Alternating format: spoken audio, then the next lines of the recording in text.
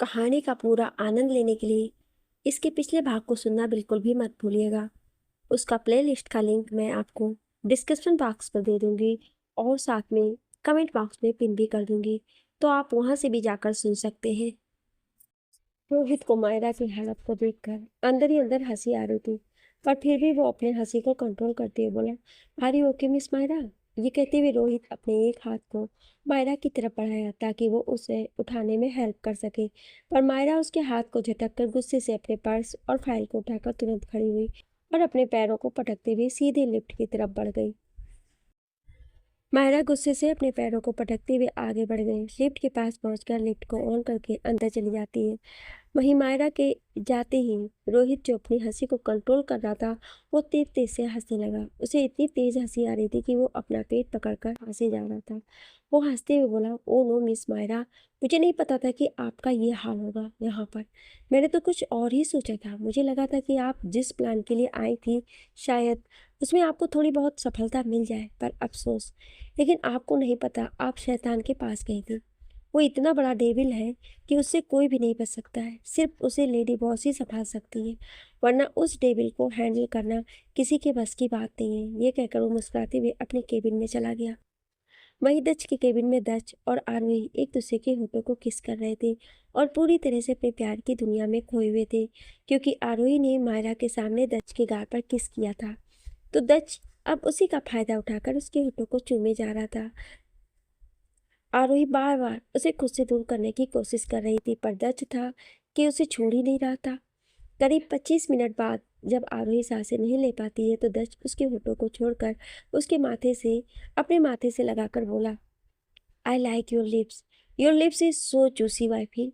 तुम्हारे होठ इतने टेस्टी और रसीले हैं कि मैं उसे अपने होठों में भरने से खुद को रोक ही नहीं पाता। आरोही, जो कि पहले से ही दच के किस करने से बहुत गुस्से में थी, पर उसकी बातों को सुनकर ब्लश करने लगती है। उसका चेहरा पूरा लाल होने लगता है। इसके साथ ही साथ उसके कान और गर्दन भी लाल होने लगते हैं। वो अपनी नज़रों को नीचे झुका लेती है और दच के सीने पर मारती हुई बोली, आप कितने फ्लर्टी हो। You are such a shameless person. जिस पर दच तेज तेज हंसने लगा और हंसते हुए बोला, I am seamless person only for you I P. वरना दूसरों के लिए तो मैं क्रूअल रेबिल हूँ। तुम्हें नहीं पता कि तुम्हारी जगह मेरी लाइफ में कोई नहीं ले सकता है। मैं जो तुम्हारे लिए हूँ वो किसी और के लिए भी नहीं हूँ। तुम मेरे जिस रूप को देखती हो वो आज तक किसी ने नहीं देखा है, पर हाँ, दुनिया की नज़रों में जो मेरा रूप है वो तुमने नहीं देखा है बैठे। जिस पर आरोही हैरानी से दच की तरफ देख रही थी। तभी दच उसके चेहरे की हैरानी को देखकर बात बदलते हुए उसकी नाक से अपनी नाक टच करते हुए बोला, wifey, you are so innocent and you don't know how much I love you. ये सुनकर आरोही फिर से शर्माने लगती है और अपनी नज़रों को नीचे झुकाकर चुपचाप दच के सीने से लग जाती है। दच तुरंत उसे अपनी बाहों में भरते हुए बोला, वाइफी, तुम मुझसे दूर मत होना, अदरवाइज यू डोंट नो कि मैं क्या कर सकता हूँ। मैं इस पूरी दुनिया को आग लगा सकता हूँ, क्योंकि तुम मेरी जिंदगी हो और मेरे जीने की वजह हो।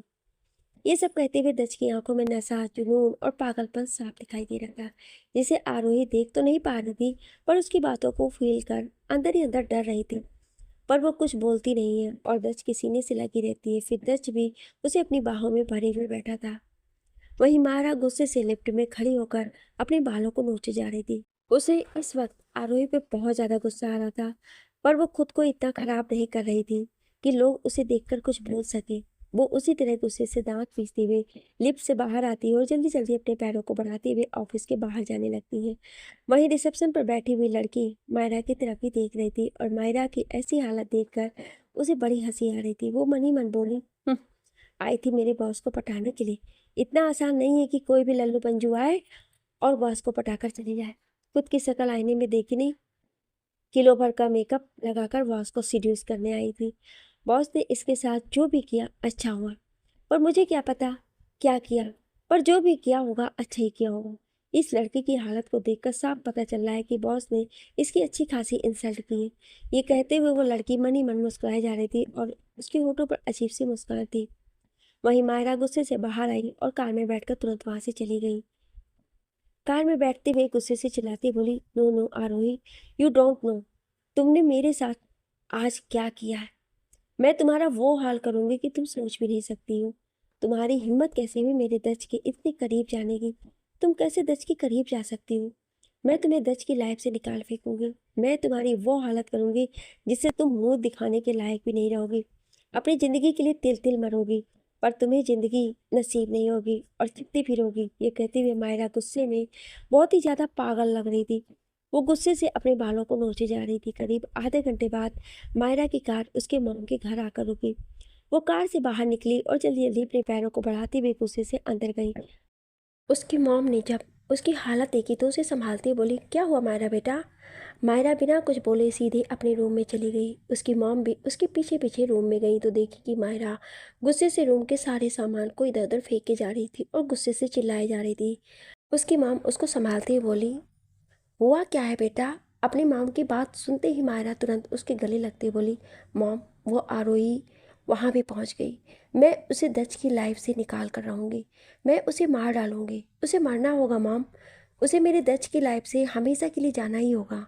उसकी मॉम मायरा को संभालते हुए बोली, बेटा खुद को संभालो। तुम इस तरह से हाइपर नहीं हो सकती हो। तुम्हें अपने आप पर कंट्रोल करना ही होगा। वो जल्दी से ड्रावर में से दवा निकाली और मायरा को खिला दी। मायरा जो कि पागलों की तरह हरकतें कर रही थी, वो अपनी मॉम की दी हुई दवा फेंक देती और कहती है कि मुझे ये नहीं चाहिए। मुझे अब सिर्फ आरोही की मौत देखनी है। मैं उसे मरा हुआ देखना चाहती हूँ बस। Want to kill her mom. तब उसकी मॉम बोली, ओके बेटा, जो तुम चाहती हो वही होगा, पर ये दवा तो खा लो। ये कहते हुए उसकी मॉम वापस से दूसरी दवा निकाल कर देने लगती है। वहीं मायरा जो कि दवा नहीं खा रही थी पर अपनी मॉम के बार बार कहने पर दवा खा लेती है और कुछ ही देर में धीरे धीरे उसकी आंखें भारी होने लगती हैं। फिर वो नींद के आगोश में चली जाती है। उसके सोने के बाद उसकी मॉम खुद से बोली, आरोही तुमने ये अच्छा नहीं किया। तुमने आज मेरी बेटी को फिर से गुस्सा दिला दिया। वो गुस्से से दांत पीसते हुए बोली, आरोही ये तुमने सही नहीं किया।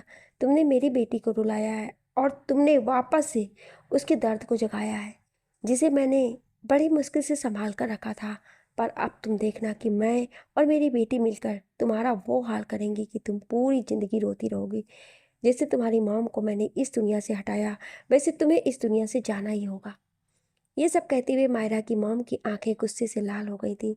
वो अपने हाथों की मुट्ठी बनाए हुए ये सब बोले जा रही थी। उन्हें देखकर ऐसा लग रहा था कि जैसे उन्होंने ठान लिया हो आरोही को मार कर ही रहेंगी। वहीं इन सब बातों से अनजान आरोही और दक्ष अलग ही दुनिया में खोए हुए थे। दक्ष आरोही को प्यार करते ही हुए ही सीधे केबिन में बने रूम में ले जाता है और उसे अपने बाहों में भरकर प्यार करने लगता है।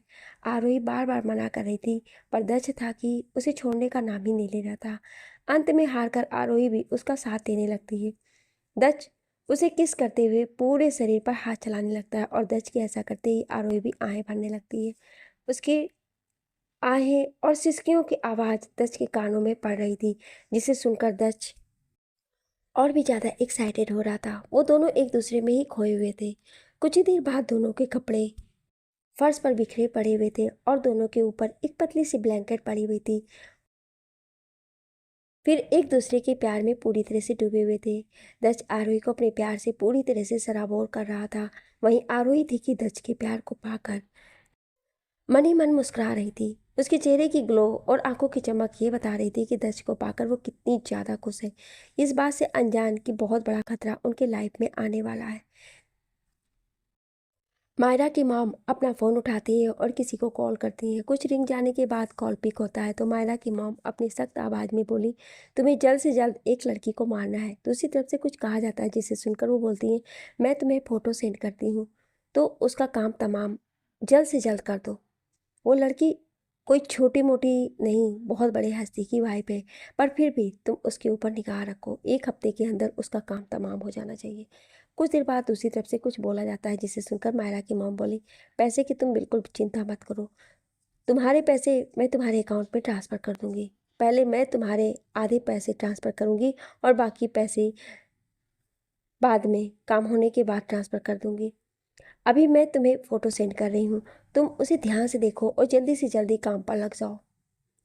दूसरी तरफ से कुछ कहा जाता है जिसे सुनकर मायरा की मॉम खुश हो जाती है और कहती है, गुड, अब बस अपने काम में लग जाओ। ये कहकर वो तुरंत कॉल कट कर देती हैं। कॉल कट करने के बाद मायरा की मॉम के चेहरे पर एक अलग ही गुरूर और गुस्से के भाव थे। इस वक्त उसके चेहरे पर एक शैतानी मुस्कान थी और वो शैतानी मुस्कान लिए हुए बोली, बस आरोही, कुछ दिन और जी लो अपने पति के साथ, उसके बाद तुम्हें इस दुनिया से जाना होगा। तुम इस दुनिया से जाओगी तभी तो मेरी बेटी तुम्हारी जगह लेगी। दज को पाने के लिए वो जी जान कोशिश करेगी और मैं भी उसकी हर कोशिश में उसका साथ दूंगी। आज नहीं तो कल दज को उसका होना ही होगा, क्योंकि अब दज का उसका जुनून बन चुका है और मैं अपनी बेटी के हर एक जुनून को हमेशा से पूरी करती आई हूँ, फिर आगे भी पूरी करती रहूँगी। ये कहकर वो तेज तेज हंसने लगी और अपनी बेटी के पास जाती है जो अभी बेड पर सो रही थी। वो उसके बालों पर हाथ फेरती हुई बोली, बस बेटा, बस तेरे दर्द की दवा मैंने ढूंढ ली है। बस जल्द से जल्द मैं उस दुश्मन को बाहर निकाल दूँ, उसके बाद तू और दच अपनी ज़िंदगी को खुशी से जीना। ये कहते वो अपनी बेटी के बालों को सहलाए जा रही थी। वहीं इस बात से अनजान दच और आरोही दोनों ही ऑफिस से निकलकर विला के लिए जा रही थी। इस वक्त ड्राइवर का ड्राइव कर रहा था और दच आरोही को अपनी बाहों में लिए हुए बैक सीट पर बैठा हुआ था, जो कि बहुत ही ज़्यादा थकी हुई लग रही थी। उसके चेहरे पर कुछ गुस्से के भाव भी थे। वो उसे गुस्से घूर कर देखे जा रही थी। वहीं दच भी आरोही को छोड़ना नहीं चाह रहा था। वो आरोही के कमर में हाथ डाले धीरे धीरे सहलाया जा रहा था। ये देखकर आरोही उसे घूर कर देख रही थी और फुसफुसा कर बोली, ये आप क्या कर रहे हैं?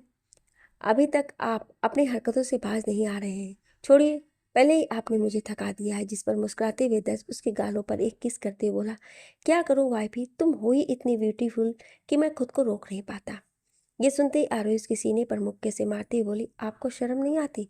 आप कब से इतने बेशर्म होने लगे हैं? तभी दस मुस्कुरा कर बोला, ओ वाइफी, अगर शर्म करूंगा तो बाकी का काम कौन करेगा? वो कहावत है ना, जिसने किया शर्म उसके फूटे कर्म। ये कहते हुए वो आपस से आरोही के गालों पर किस किया। आरोही उसे घूर कर देखती हुई बोली, आपको हर वक्त बस यही सोचता रहता है। इस पर दक्ष बोला, क्या करूं, मेरी वाइफ है ही इतनी खूबसूरत कि मैं खुद को कंट्रोल ही नहीं कर पाता हूँ। जब जब मैं उसकी खूबसूरती को देखता हूँ तो मैं अपने आप उसकी तरफ अट्रैक्ट हो जाता हूँ।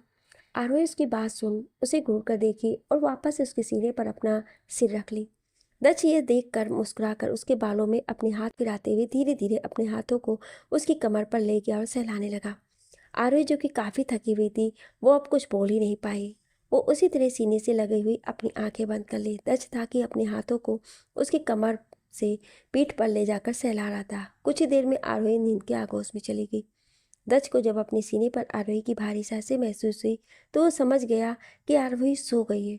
वो धीरे से उसकी तरफ देखकर बोला, ओ आई भी, you are so cute, you don't know how much I love you. ये कहकर वो उसके माथे पर प्यार से चूम लिया। कुछ देर बाद वो दोनों विला पहुंच गए। विला पहुंचकर उसी तरह दक्ष आरोही को गोद में लिए हुए विला के अंदर गया और सीधे अपने कम रूम की तरफ बढ़ गया। वो उसे रूम में ले जाकर बड़े ही आराम से बेड पर सुला दिया और वो सावन लेने के लिए बाथरूम की तरफ चला गया। कुछ देर बाद वो सावन लेकर एक ट्राउज़र पहनकर बाहर आया और अपने बालों को टॉवल से सुखा रहा था। वो मिरर के सामने खड़े होकर अपने बालों को पोंछ रहा था और मिरर के जरिए आरोही को देख रहा था, जो अभी भी बेड पर आराम से सुकून की नींद सो रही थी।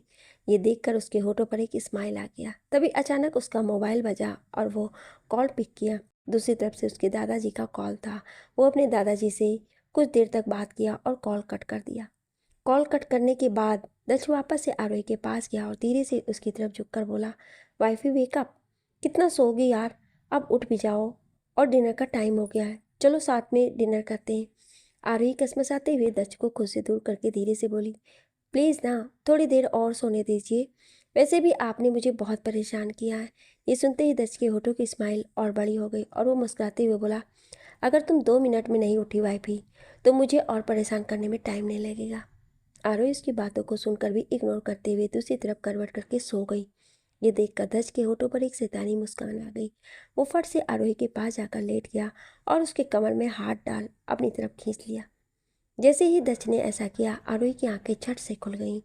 वो एक झटके में दक्ष के हाथों को अपनी कमर से दूर कर उठकर बैठ गई और बोली, मैं उठ गई हूँ, चलिए डिनर करते हैं।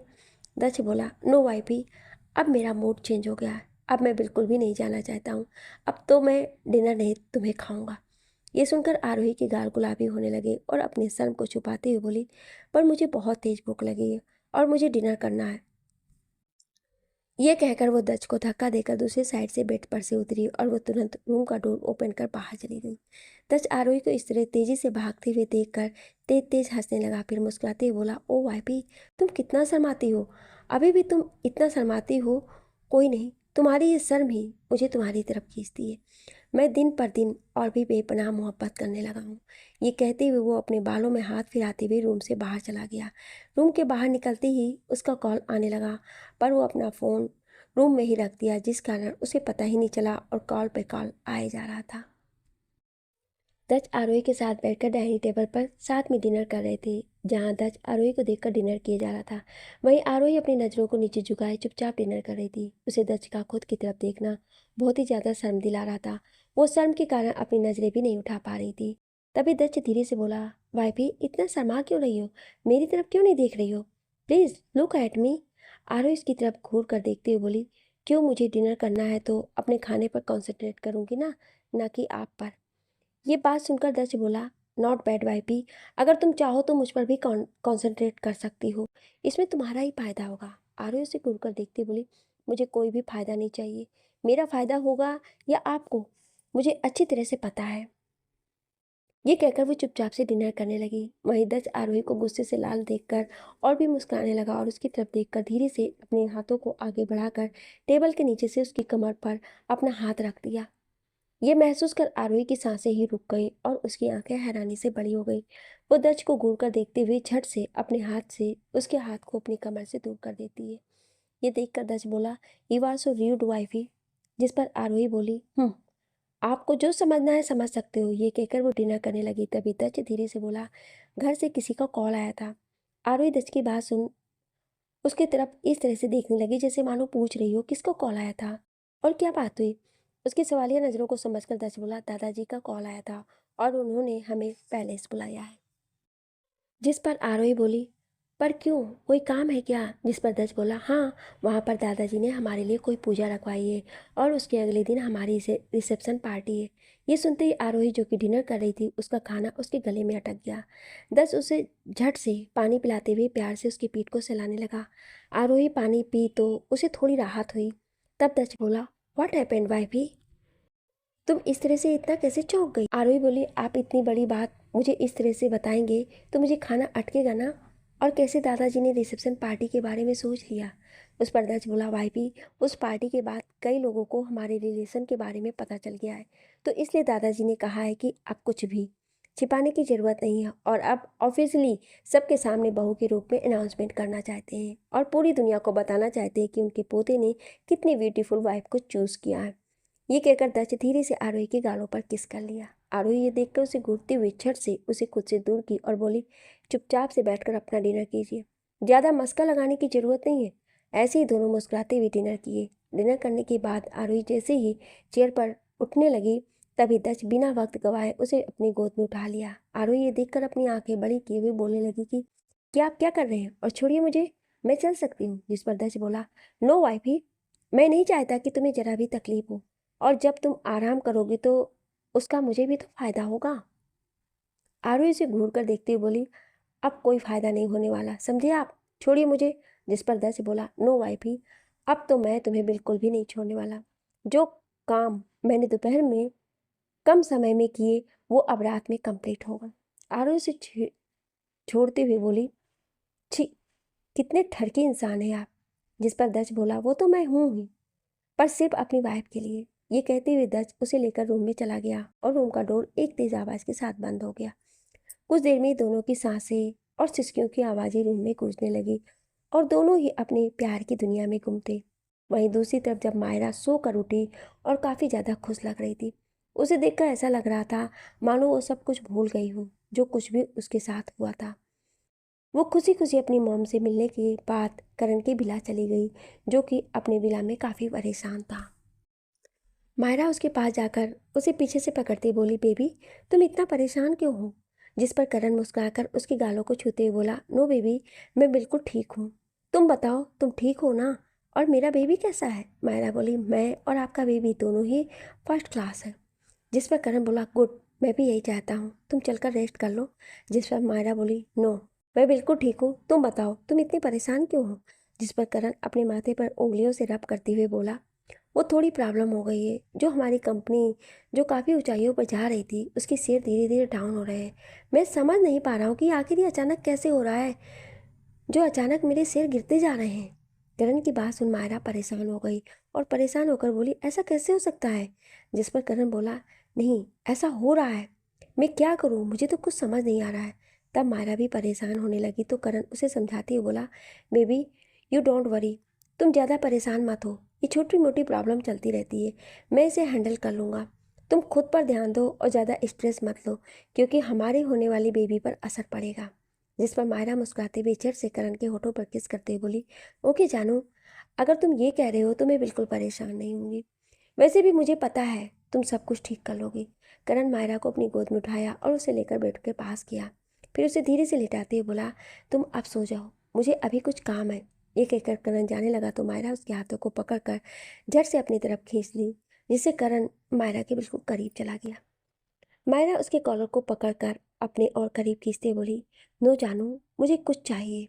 जिस पर करण अजीब तरह से उसकी तरफ देखते हुए बोला, व्हाट हैपेंड बेबी? तब मायरा अपने होठों पर कातिल मुस्कान लिए बोली, आई वांट यू करण। ये सुनकर करण को थोड़ा अजीब लगा, पर वो मायरा को बिल्कुल भी नाराज नहीं करना चाहता था। करण अभी कुछ बोलता उससे पहले ही मायरा उसे पलटकर धक्का दी और उसके ऊपर आ गई। फिर उसके होठों पर टूट पड़ी। करण मायरा के ऐसा करने पर एक पल के लिए चौंका और वो भी उसके किस में उसका साथ देने लगा। दोनों ही एक दूसरे को बेतहाशा चूमे जा रहे थे। कुछ ही देर बाद मायरा अपने कपड़े निकाल देती और फिर करण के कपड़े फाड़कर उसे उसके शरीर से अलग करने लगी। उसे देखकर ऐसा लग रहा था कि वो पागल सी हो गई है और उसके सिर पर जुनून सवार हो गया है। करण को एक पल के लिए ये देखकर थोड़ा अजीब लगा, पर मायरा की खुशी के लिए वो मना नहीं कर सका और दोनों ही एक दूसरे को प्यार करने लगे।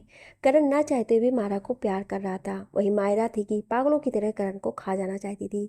मायरा का पागलपन देखकर करण भी अब अपना होश खोने लगा था और वो भी उस पर हावी होने लगा था और दोनों एक दूसरे को प्यार करने लगे। अगली सुबह दत्त और आरोही जल्दी उठ गए क्योंकि आज उन दोनों को दत्त के पैलेस जाना था। दादाजी ने दत्त को कॉल करके स्पेशली बुलाया था और आरोही भी अपने ससुराल वालों के साथ रहना चाहती थी। उसे उनके साथ रहने पर काफ़ी अच्छा फील होता था। ये बात दत्त को भी पता थी, इसलिए दत्त भी आरोही की खुशी के लिए जल्द से जल्द वहाँ पहुँचना चाहता था। हालांकि पहले दत्त को ऑफिस जाना था, इसलिए उसने आरोही से कह दिया था कि आज उसकी बहुत ज़रूरी मीटिंग है, तो वो अपनी मीटिंग अटेंड करने के बाद दोपहर से ही आरोही रेडी रहे और वो दोनों वहाँ से फिर पैलेस के लिए निकल जाएंगे। दक्ष तैयार होकर आरोही के साथ डाइनिंग टेबल पर बैठकर ब्रेकफास्ट कर रहा था। वहीं आरोही भी बड़े प्यार से बातें करते हुए ब्रेकफास्ट कर रही थी। थोड़ी ही देर में दोनों का ब्रेकफास्ट हो गया और दक्ष जाने से पहले आरोही को गले से लगाया, फिर उसकी होठों पर लाइट किस करते हुए तुरंत बाय बोलकर ऑफिस के लिए निकल गया। दक्ष के जाने के बाद आरोही भी वहीं हॉल में बैठकर कुछ देर टीवी देखी और वापस से रूम में आकर पैलेस जाने के लिए अपने कुछ कपड़े पैकिंग करने लगी। वैसे तो दक्ष ने उसे मना किया था, लेकिन फिर भी आरोही ने कुछ जरूरी चीज़ों को पैक कर लिया क्योंकि उन दोनों ने कुछ दिन रुकने का प्लान किया था। उन दोनों को ही अपनी फैमिली के साथ रहने का मन था। हालांकि दक्ष भी अपनी फैमिली से दूर ही रहता था क्योंकि उसे अकेले में रहना बहुत ही अच्छा लगता था। शायद इसलिए क्योंकि वो अकेले में रहकर आराम से आरोही को याद कर लेता था, पर अब जबकि आरोही उसके साथ थी तो वो उसके साथ कहीं भी रह सकता था। वहीं आरोही थी कि उसे वो फैमिली चाहिए थी, जो प्यार उसे अपनी फैमिली से नहीं मिला था वो प्यार उसे दक्ष की फैमिली से मिल रहा था। तो भला कैसे आरोही उससे दूर रह सकती थी? इसलिए आरोही अपने कुछ सामान को पैक कर लेती जिससे वो कुछ दिन वहाँ रुक सके। वहीं दक्ष अपने ऑफिस पहुंचकर जल्द से जल्द अपनी मीटिंग करता है और कुछ ही देर में वो अपने ऑफिस से विला के लिए निकल जाता है। दोपहर 3 बजे तक अपने विला पहुंच जाता है। विला पहुंचते ही वो अपने लंबे लंबे कदमों को बढ़ाते हुए अपने मास्टर बेडरूम की तरफ बढ़ जाता है। रूम में पहुंचते ही उसकी नज़रें मिरर के सामने खड़ी आरोही पर ही टिक जाती है क्योंकि आरोही ने इस वक्त बेबी पिंक कलर की फ्रिल वाला साड़ी पहन रखा था। उसने बालों को खुला छोड़ रखा था और कानों में छोटा छोटा डायमंड इयररिंग्स पहन रखा था। उसने हाथों में भरी भरी चूड़ियाँ, गले में मंगलसूत्र और मांग में सिंदूर लगाकर बहुत ही प्यारी लग रही थी। उसे देखकर ऐसा लग रहा था जैसे मानो कोई अप्सरा आसमान से जमीन पर उतर आती है। दक्ष की नज़रें जब उस पर जाती है तो उसकी नज़रें मानो आरोही पर से हट ही नहीं रही हैं। इस बात से अनजान आरोही अपने बालों को मिरर के सामने खड़े होकर संवार रही थी।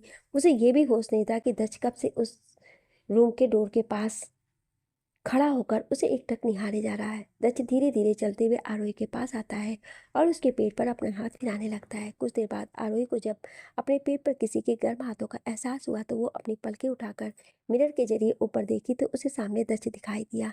तब वो दक्ष को देख हल्का सा मुस्कुराई। तभी दक्ष उसके कंधों पर झुककर किस करते हुए बोला, वाइफी तुम्हें देख मेरा दिल बेईमान हो रहा है।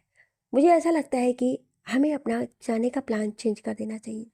दक्ष की बात सुन आरोही उसे मिरर से घूरती हुई देखी। तब दक्ष बोला, अरे ऐसे मत देखो वाइफी, तुम समझ नहीं रही हो कि मैं ऐसा क्यों बोल रहा हूँ। तब आरोही सवालिया नज़रों से पूछने की कोशिश करती है कि मैं क्या नहीं समझ रही। दक्ष उसकी नज़रों को समझकर बोला, वो क्या है ना, तुम्हें इस तरह से देखकर मैं बहकने लगा हूँ और मेरा मन तो कुछ और ही करने को हो रहा है। जिस पर आरोही तुरंत पीछे मुड़ी और उसे खुद से दूर करते हुए बोली, सोचिएगा मत, क्योंकि मैंने सारी प्लानिंग कर ली है और अब मुझे जाना है तो जाना है। वैसे भी अपने ये पैतरे कहीं और चलाइएगा। आरोही की बात सुन दक्ष मासूम सा मुंह बनाकर बोला, प्लीज़ ना वाइपी, एक बार मान जाओ। अच्छा ठीक है, मैं चलने के लिए तैयार हूँ, पर उससे पहले एक राउंड हो जाए। ये सुनते ही आरोही का गाल शर्म से लाल हो गया, पर वो अपने शर्म को छिपाते हुए नकली गुस्सा दिखाकर दक्ष के सीने पर मुक्के से मारती हुए बोली, बिल्कुल भी नहीं, आपका ना मन बढ़ गया है। आप दिन पर दिन बेशर्म होते जा रहे हो। आप अपनी आदत में सुधार लाइए, समझे। और ये लीजिए अपने कपड़े, जल्दी से जाकर तैयार होकर आइए। ये कहते हुए आरोही एक सूट उसकी तरफ बढ़ा देती है। दक्ष मासूम सा बच्चों की तरह मुंह बनाकर सीधे चेंजिंग रूम की तरफ चला जाता है। इस वक्त दक्ष किसी छोटे बच्चे की तरह लग रहा था। आरोही ये देखकर मुस्कुराने लगी। दक्ष चेंजिंग रूम की तरफ पहुंचा तो उसे एहसास हुआ कि आरोही मुस्कुरा रही है। तो वापस से पीछे मुड़कर देखते बोला, are you laughing to me. जिस पर आरोही कहती है, नो वे। तभी दक्ष बोला, यू डोंट नो, तुमने जो आज किया है ना उसकी पनिशमेंट मैं तुम्हें रात में दूंगा। ये कहते हुए सीधे चेंजिंग रूम की तरफ चला गया। वहीं दक्ष की बात सुन आरोही का चेहरा पूरा लाल हो गया और उसकी सांसें तेज तेज चलने लगी। फिर वो शर्म से अपने चेहरे को हाथों से छुपा ली और धीरे से बुदबुदाई, उफ मेरा फ्लर्टी हस्बैंड। ये कहकर वो मुस्कुराने लगी। कुछ देर बाद दोनों ही तैयार होकर बाहर आए और थोड़ी देर में ही दोनों विला से पैलेस के लिए निकल गए।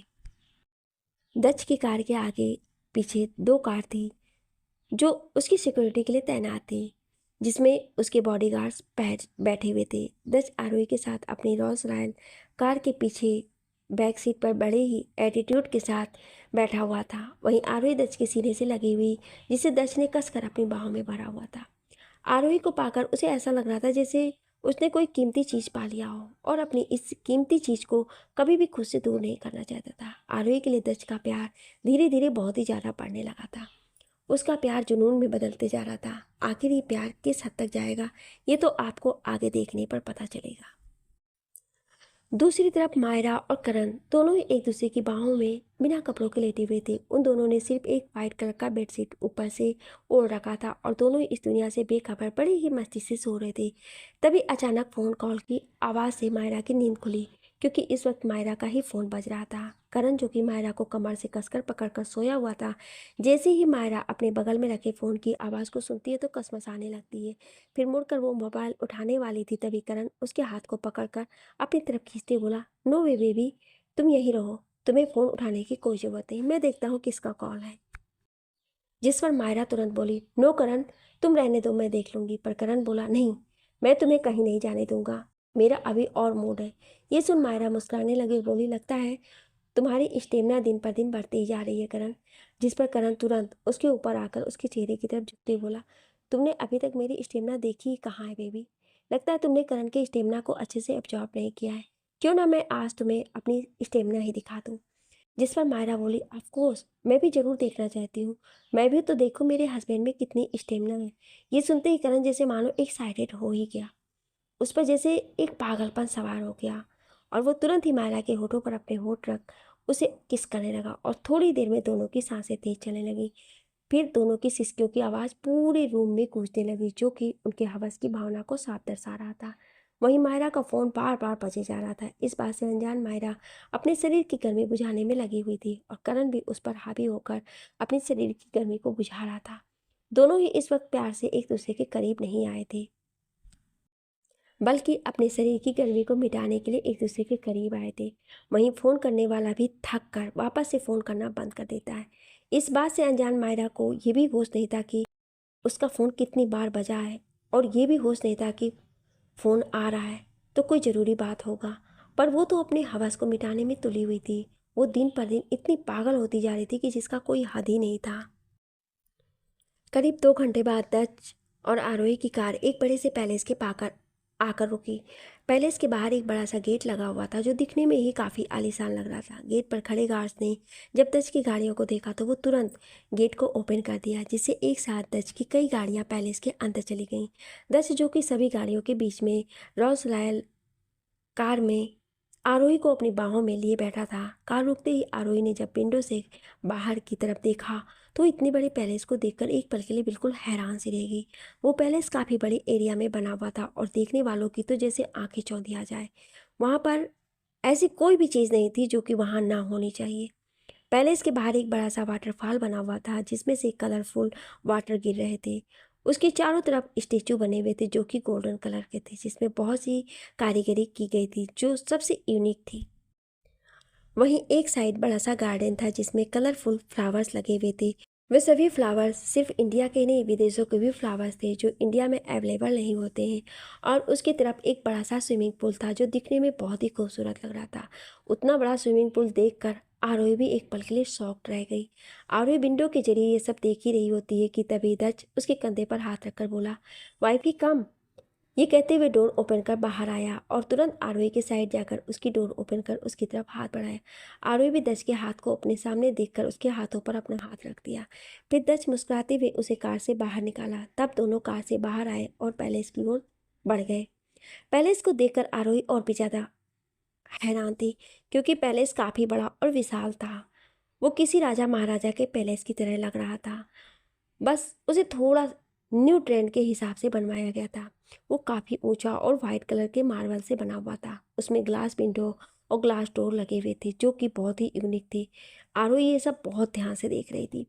जब दच आरोही की कमर में अपने हाथ डाल उसे खुद के करीब खींचते हुए पैलेस के अंदर लेकर गया। जैसे ही आरोही पैलेस के अंदर गई तो देखा कि जितना सुंदर पैलेस बाहर से था उससे कहीं ज़्यादा सुंदर वो अंदर से दिखाई पड़ रहा था। आरोही बड़े ही गौर से अपनी नज़रें घुमाकर सब देख रही थी। वहाँ एक बड़ा सा हॉल था जिसमें हर चीज़ बड़े ही सलीके से रखा और सजाया गया था। वो सभी चीज़ें काफ़ी टॉप ब्रांडेड की थी और वहाँ फर्नीचर के काम जो हुए थे वो भी सबसे अलग मालूम पड़ रहे थे। आरोही वो सब चीज़ों को बहुत ही अच्छी तरह से देख रही थी और पहचान भी रही थी, क्योंकि वो हमेशा ऑनलाइन इन सब चीज़ों को देखा करती थी जिनकी गिनती टॉप ब्रांड में की जाती थी। तभी आरोही की नज़र वहीं हॉल में रखे सोफे पर गई जहाँ दादाजी आराम से बैठे हुए थे। आरोही मुस्कुराते हुए दक्ष के साथ आगे बढ़ी और सबसे पहले दादाजी दादी जी के पाँव छूने लगती है। दादा और दादी जी उसके सिर पर हाथ रख उसे आशीर्वाद देते बोले, सदा सुखी रहो बेटा। दादी मुस्कुराती हुई बोली, अब जल्दी से मुझे एक परपोता दे दो। ये सुनकर आरोही शर्म से अपनी नज़रें नीचे कर ली। तभी वहाँ पर दक्ष के मॉम डैड भी आ गए।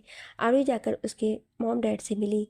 दक्ष के डैड मुस्कुराकर उसके सर पर अपना हाथ फेर दिए। फिर आरोही उसकी मॉम से मिली तो वो उसे अपने गले लगाकर प्यार से बोली, अब मेरी बेटी आ गई है, मैं बहुत खुश हूँ। ये कहकर वो मुस्कुराते हुए उसके गालों को टच की। ये सुनकर आरोही की आंखें नम हो गई। तभी दस की मॉम बोली, इस तरह से अपने आंसू मत गिराओ, ये बहुत कीमती होते हैं बेटा, और अब ये रोना धोना बंद करो, फिर जल्दी से मुझे दादी बना दो। ये सुनकर एक बार फिर से आरोही अपनी नम आंखों को शर्म से नीचे कर ली। वहीं आरोही के साथ खड़ा दच ये सब सुनकर मुस्कुरा रहा था और बालों में बड़ी स्टाइल से हाथ फिरा रहा था, जैसे मानो कह रहा हो कि प्रोसेस चल रहा है। वहीं उसकी मॉम अपने बेटे की हरकतों को देख मुस्कुरा रही थी। वो समझ गई थी कि उसके बेटे के इशारे का क्या मतलब है। दच की मॉम उसके कानों को पकड़कर खींचती बोली, नालायक नटखट, दिन पर दिन तू शैतान होते जा रहा है। जरूर तुमने मेरी बहू को परेशान किया है, इसलिए वो थकी थकी सी लग रही है। जिस पर दच तुरंत अपने मॉम के हाथों को पकड़कर बोला, ओ मॉम छोड़ो, मुझे बहुत दर्द हो रहा है। ये आप क्या कर रही हो? मैं आपका बेटा हूँ और आप इस तरह से कर रहे हो जैसे मैं आपका बेटा नहीं दामाद हूँ। जिस पर उसकी मॉम उसके कानों को और भी तेज से मरोड़ते हुए बोली, दामाद होता तो मैं बिल्कुल कान नहीं पकड़ती, समझ आई बात? बेटे के ही कान पकड़े जाते हैं और तू तो मेरा सबसे लाडला बेटा है। तब दच मुस्कुरा देता है और अपनी मॉम के गले लग जाता है। आरोही भी वहीं खड़ी होकर मुस्कुरा देती है। तभी दूर से दौड़ते हुए पंखुड़ी आई और तुरंत आरोही के गले लगकर बोली, ओ भाभी आप आ गए, I am so happy to see you. मैं कब से आपका वेट कर रही थी और देखिए मैं कॉलेज भी नहीं जाना चाहती थी, पर मुझे ज़बरदस्ती मॉम ने भेज दिया। लेकिन मैं जल्दी से अपना क्लास स्किप करके आपसे मिलने के लिए यहाँ आ गई, क्योंकि मैं आपसे मिलने के लिए बहुत ही ज़्यादा एक्साइटेड थी। और आरोही पंखुड़ी से मिलकर मुस्कुराती हुई बोली, मैं भी तुमसे मिलने के लिए काफ़ी एक्साइटेड थी। जिस पर पंखुड़ी तुरंत आरोही को लेकर सोफे पर बैठ गई और फिर दोनों ननद भाभी के बीच में बातें शुरू हो गई। दर्श अपनी मॉम के पास बैठकर उनसे बातें कर रहा था, पर उसकी तिरछी नज़रें आरोही पर ही टिकी थी, क्योंकि आज आरोही उसे बहुत ही ज़्यादा खूबसूरत लग रही थी। और दर्श का मन कर रहा था कि वो आरोही को लेकर सीधे अपने रूम में जाए, पर अफसोस ये उसके मन की बात थी, पर ऐसा होना पॉसिबल नहीं था। वहीं उसके डैड भी छुप छुप कर अपने बेटे की हरकतों को देखकर मुस्कुरा रहे थे। कुछ देर तक सभी वहाँ बैठकर बातें करते रहे। उसके बाद उसकी मॉम बोली, तुम लोगों ने ज़रूर लंच नहीं किया होगा, चलो अब साथ मिलकर लंच करते हैं। अभी हम लोगों ने भी लंच नहीं किया है। जिस पर दर्श बोला, लेकिन मॉम ये लंच का टाइम नहीं है और आप लोगों ने लंच क्यों नहीं किया? जिस पर उसके दादाजी ने कहा, अरे बरखुरदार, घर का बेटा आ रहा हो तो भूख कहाँ लगती है, एक्साइटमेंट में और पेट भर जाता है। ये सुनकर दर्श मुस्कुरा देता है। तभी दादी बोली, बेटे के साथ साथ बेटी भी आए तो खुशी दुगनी हो जाती है। आरोही भी ये सुनकर मुस्कुराने लगती है। सभी लोग दर्श और आरोही के साथ डाइनिंग टेबल की तरफ बढ़ जाते हैं। आरोही देखती है कि वहाँ बड़ा सा डाइनिंग टेबल लगा हुआ था।